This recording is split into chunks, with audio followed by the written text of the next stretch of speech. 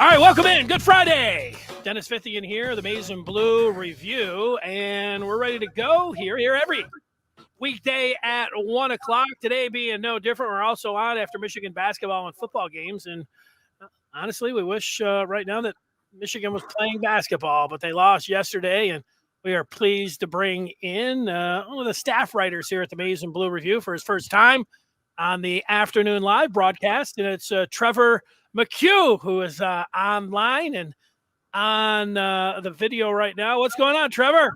Not much, man. Like you said, kind of figuring out how I'm going to fill my weekend now, right?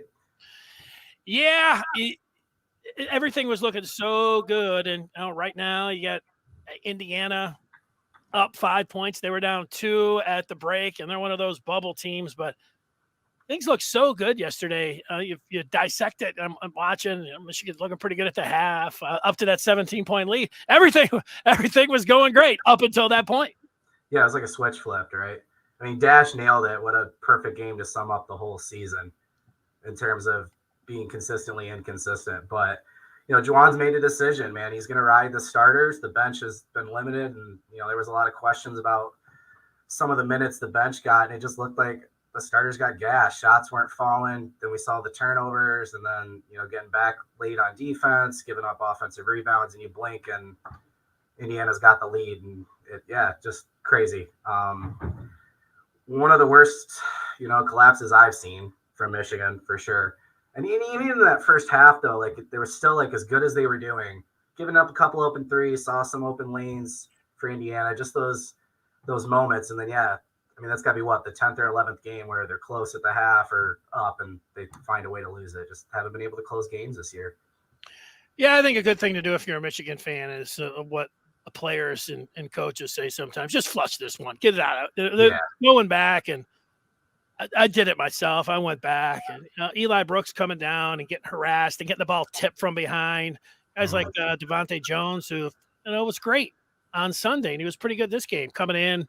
Yeah, things are getting tight, and the ball just falls off. It had nothing to do with Indiana. The ball just goes off, just flies out of bounds, and they could. The point about them getting gassed, I'll buy that. But the majority of the year, Michigan really, I know Terrence Williams has come on a little bit and gave him some bench points, but for the most part, this has been a starting five. You go look, they haven't in any of those games. Even though you say what was their best game of the year at home against Purdue, they didn't get anything from the bench. So 100%. This has been a team that has ridden their starting five. So to come up and say, well, they could have used the bench. Yeah, could have used the timeouts, could have used the bench, could have got the ball more to Dickinson.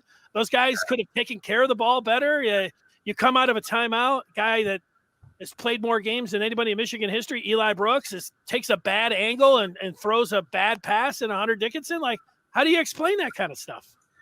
No, it's frustrating. And it seems like that's a theme too, right? When they're feeding Dickinson and either he's getting the easy buckets or getting the shots up to shooters and they're making shots, they're great. And then it feels like there's a second half adjustment and the team just gets frustrated. I mean, Devontae even said it, that Indiana flat out tried harder than them. And you don't understand how that could still be the case at this point in the season. It's frustrating for sure. So I'm with you. Yeah. We'll look at some more of this here. It was, I think everybody knows by now, up 17 with less than 13 to go. And then Hoosier slapped that 31-9 run and end up winning it. And now, here they are up 6 points with 10 minutes to go against Illinois. It gets us to the question, like I'm saying, flush it and get ready for next week. Next week, is there going to be a next week? Are they in from everything that you've been able to determine? Yeah, so I think they are. Biggest thing, we had a piece on the whole bracket matrix, which kind of just forms a consensus of all of these bracket picks. They're in out of 130 out of 133 brackets right now. They are consistently in that 8 to 11 range. So I think they're probably going to be a 10 or 11 seed. Years ago, and you're probably in the same boat as me, where like a record like that isn't getting in the tournament, right? But with net rating now and Ken Pom and some of that stuff, Michigan would be one of the higher teams to get left out at this point. So they've got data on their side. We're somebody who we watch every game, so maybe they're not passing the eye test for us, where we wouldn't be shocked if they get left out. But I think data's on their side where they're going to get in as a 10 or 11. which means they're probably playing, a good mid-major in that first round. We see those upsets with 6, 7, seeds. So if they can get in, I mean, maybe this week break is a positive for them. They've had a lot of stacked games this year with the rescheduling from the COVID delays, and obviously dealing with the Jawan suspension, maybe a week to just kind of decompress and come back. If they do get in, maybe it's a good thing. Maybe they sneak into the Sweet 16. Well, we know that there's the chance that they could be put in that play-in game as well. We've seen that before. We saw it from Michigan State last year.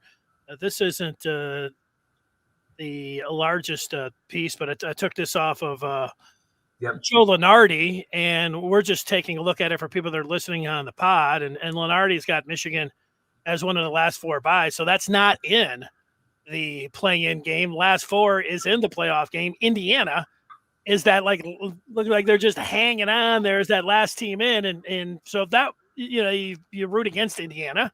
If you're Michigan, you root against all of these teams. But much in other years, you'd look, say 17 wins. That's not getting you in the NCAA tournament. But we saw Michigan. They probably would have had that win against Purdue, Fort Wayne, or whatever it was that got canceled. It was the same thing, COVID situation for Michigan State last year. Yeah, it's a flimsy-looking record, but because of the net ranking and because of those quad 1 wins, they actually look pretty good. Yeah, and I think that'll be enough.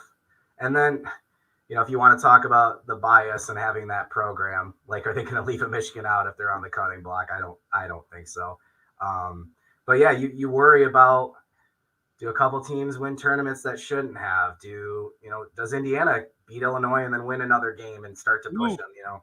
The point is a win against Indiana, and we probably wouldn't even be having this conversation today. They'd be locked in. So they had a chance to cement their status getting in, and they didn't. So now, we'll at least be mildly nervous going into Sunday.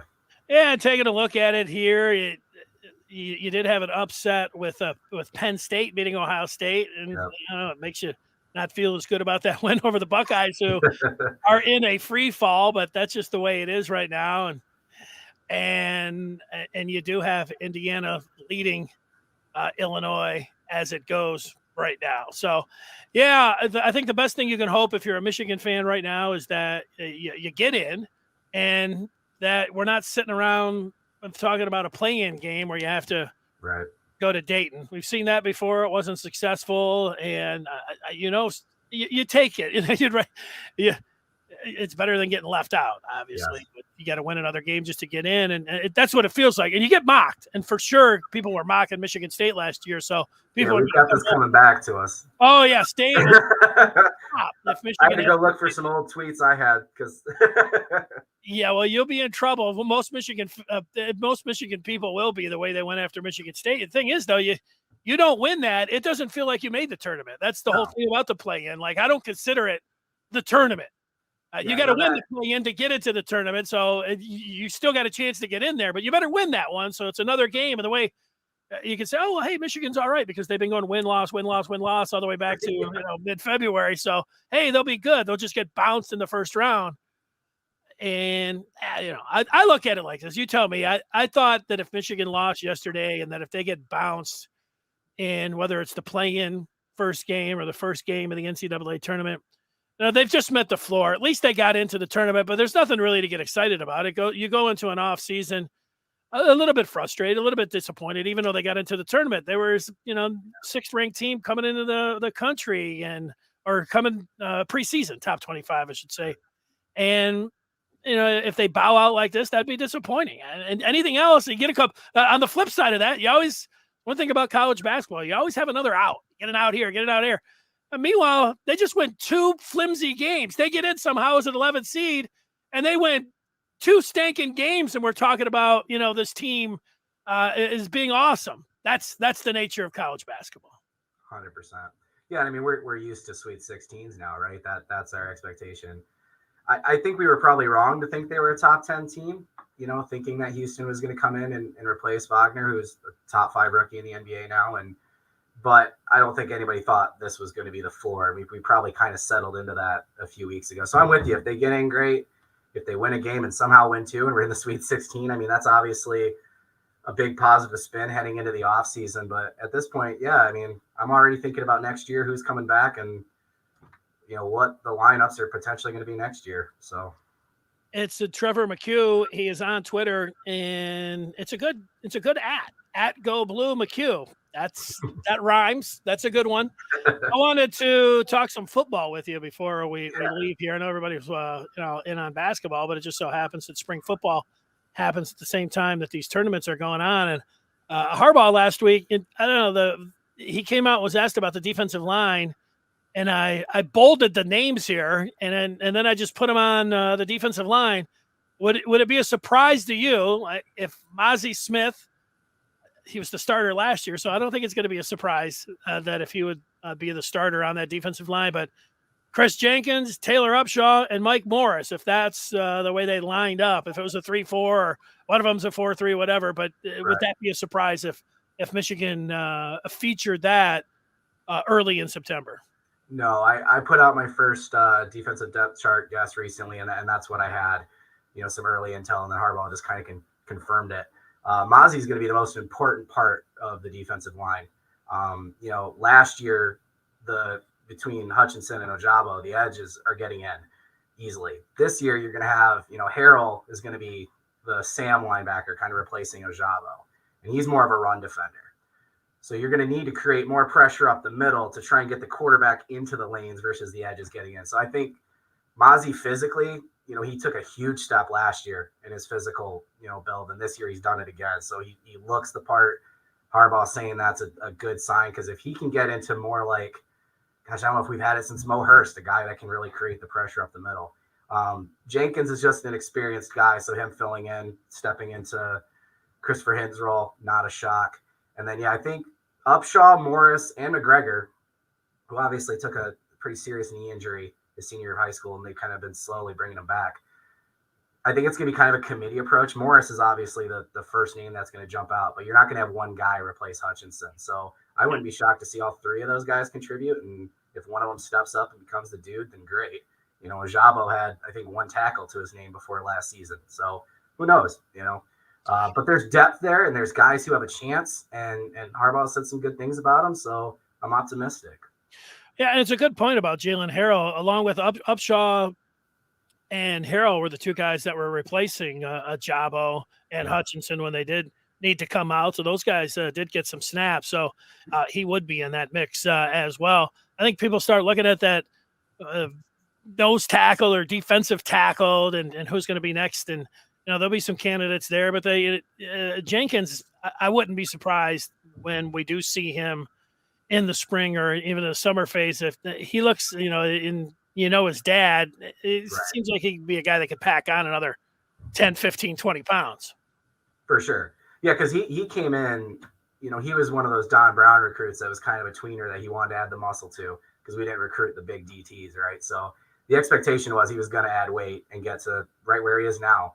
This was going to be the year he was going to be physically ready and be able to contribute, and I think he's right on track to do that. He'll have Rayshon Benny on his tail.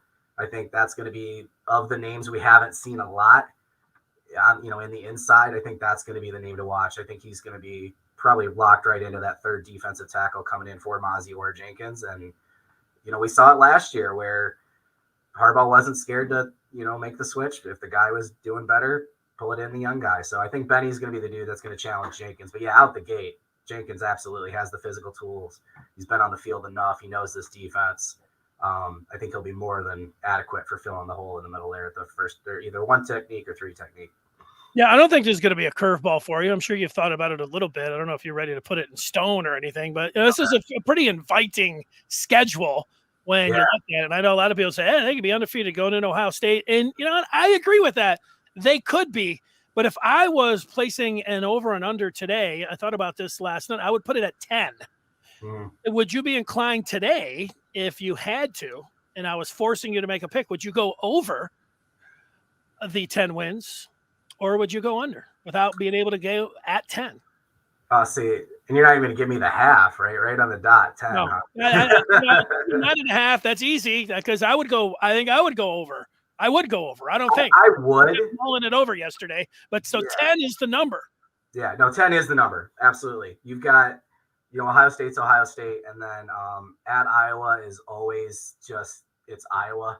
You know, the Nard game in 2013, obviously 2016 trap game there with Spade gets hurt. We've had a rough time winning at Iowa. So that one makes me a little nervous. It's earlier on in the season. It's probably not going to be a night game. So maybe some things are advantageous there. And then as much as I'd like to think on paper, you know, we should be not having issues with Michigan State. You got to be honest. You know, Tucker's 2-0, and that's still going to be a battle. It's going to be in Ann Arbor. They made the, you know, right decision flipping that around. So at least we don't have to do 2 road games. But, you know, those are your 3, that with Ohio State, obviously. And I think they're going to win the Iowa one. I mean, especially you compare, Iowa's not going to be better than they were last year. So what we did in the Big Tech championship game, the high power offense, Iowa's not going to be able to keep up. So I'm more confident than before in that. What if I said that that's going to be a night game in Iowa City on the first day of October, and it'll be a nice chilly October night in Iowa City? Is that going to change your mind? So writer Trevor, who uses logic and data in football, says it won't matter. Michigan's going to win that. Michigan fan Trevor, who's seen things just go wrong for Michigan at Iowa, I don't want it to be a night game. Just being honest. Anything to give Iowa whatever mojo, it makes me a little nervous. But just, again, football-wise, no, I'm pretty confident in that game. I think they'll be good. But the night game, like I said, the ghosts start creeping in, I think. Yeah, the way things are going here, and in years past, I wasn't picking Michigan to win double-digit games or anything.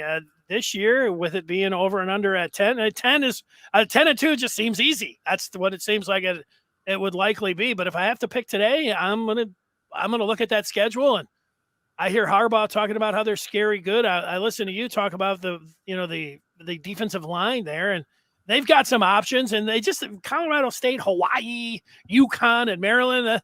They should be able to get some things going here. They're not going to have a quarterback controversy. It doesn't look like now because of what has transpired with J.J. McCarthy's shoulder. I mean, what's not to like? I'm going to take the over. Yeah, no, I'm 11 with you. wins, 11-1. Yeah, I agree. That would be my number as well. That schedule lines up for them to figure some things out. You know, you're replacing some guys on defense, and I mean the offense should be lights out. So. Harbaugh's comments were obviously encouraging. He's not going to say bad things, but I think he was a little bit maybe more positive than in years past. So trying to read into some of that. But on paper, this is an 11-win team that should be absolutely competing to defend their Big Ten title. Yeah, and I'll make another 3 predictions before you get the official prediction when you get into August, late August, and you have to put it in stone. But you get the summer phase and the things that you hear there, and certainly after post-spring, there'll be another round of predictions. But as I sit here right now, I don't think there's any reason not to feel like Michigan can go 11-1. I am with you on that. We do have a quick question coming in from Jason asking, who do we think can fill Daxton Hill's shoes? And Rod Moore is the first one that comes to mind for me. And I was I'll let you answer, but I'm just going to throw a name. I don't even know if this is going to be the guy, but I watched the first series or 2 of the Orange Bowl the other night. I just put it on, and I noticed that R.J. Moten was in there like on the first series. So I'm thinking Moten and Rod Moore as the safeties. Anybody else that you would think about when I throw that one to you? Yeah, no, those are the 2 starting safeties. Moore had surgery. He hasn't been in camp so far, but he's going to be healthy. So those are your 2 safeties. Moten's going to probably be more the Hawkins role where, we saw Rod Moore fill in for Dax last year and do that kind of safety nickel thing. I don't know if filling Dax Hill's shoes is the right way to put it, because I don't think they're going to use that position the same way. Obviously Jesse Minter coming over, there's a lot of similarities with Mike McDonald, but I do think you're going to see more of a true nickel this year. Long term, the answer is Will Johnson. Will Johnson's going to be 6'4", 210, playing corner, and have the ability to get up on the line and blitz like Dax did, impact the run game. He's going to be able to drop back like a safety and do some ball hawking, and he's going to be able to lock onto a guy in the slot as well. So, coming into this year, I think it's Rod Moore, but Will Johnson's going to be on the field. And I think he's going to be moved around the way Dax Hill was. So kind of like Hutch, I don't think you're replacing him with one guy. I think they're going to utilize even Michael Barrett in some way, depending on, NASCAR packages or whatever they do. He's going to be filling his shoes, so to speak, in some way. But in terms of that Dax Hill type player, long term, it's Will Johnson, no doubt. What's a NASCAR package? More of a more defensive back type look, speed, more of nickel dime type stuff. More speed. So you have basically 4 defensive ends, and then your linebackers on the outside are safety hybrids. I don't want to use the term Viper, but yeah, watch yourself. Yeah, but I've got a beep button here. But yeah, if you look at the guys we've been recruiting, Will, like I just mentioned, Keon Sabb, Rod Moore was another one. But they're going after these guys that, Sabb's even lined up at linebacker a little bit already in camp. And he's a guy who can play safety, corner, all over the field. So, NASCAR is doing 4 defensive ends, and it's just speed. And that's been the priority since Harbaugh made the staffing changes he made 2 years ago. Speed has been the theme on the defense. So this is going to be the first year I think we really see it. Jesse Minter's philosophy is more that the pressure comes from defending with the corners than it does from the rush. So I think there's going to be a lot more expectation on the corners and safeties this year versus last year where it was asking Hutch and Ojabo to make the most noise. Play to your strength. It sounds good to me. I can sit around talking football all year long, and good part is that Trevor, you're here, and we can do it again. So appreciate your time, and now that I hear you, I've been reading your stuff, and it's very good on the Maize and Blue Review. But you can also talk a good game. So I like that. You're versatile. Try to be. Thank you. No, I appreciate having me on. Like I said, I've been here about a month now, and everybody's been so kind. I've really just enjoyed being able to contribute. So, well, you've been doing a great job. Thanks for your time, and we'll talk with you again. Sounds good, man. Go Blue. All right, everybody. We will be back. Unfortunately, I was going to say, we'll be back after the next Michigan basketball game. We'll be back on Monday. Have a great weekend. We'll see you.